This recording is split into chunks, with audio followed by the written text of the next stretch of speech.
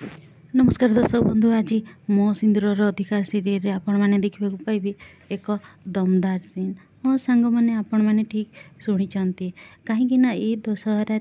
शत्रुर विनाश होगा जाऊँगी आईटा पुणी मुक्ति हाथ में होगा जापटे धनश्री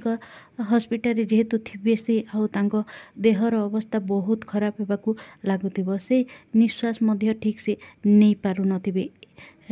पार नथिबे किंतु जड़े देह एत खराब हम जे जड़े नर्स आसी डॉक्टर को डाकिबे तापर समस्ते केबिन पाखक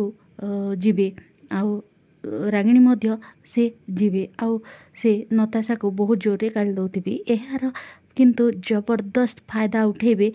शालिनी कहीं से चाहूले जे केमिति ए परिवार रे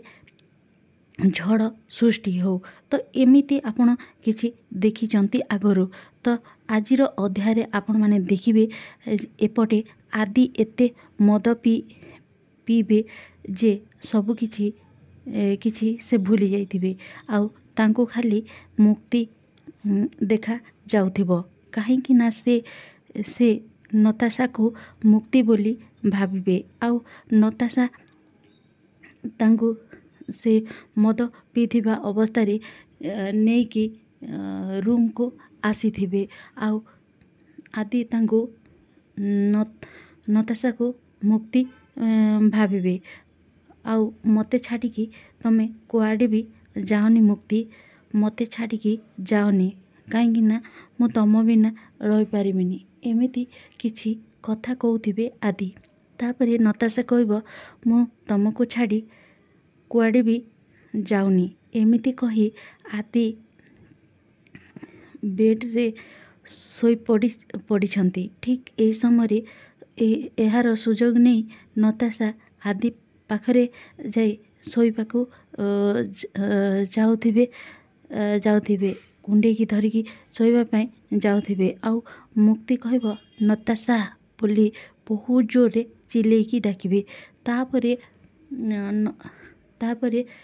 नताशा फटकी से उठी पड़े मुक्ति नताशा को गोटे शब्द चापड़ा मारिबे आउ एते जोर से चापड़ा मारिबे सेटा शुणी से तले जाई पड़ीजिव मुक्ति कहबे गोटे नारी पाई सबु बेले ता सिंदूर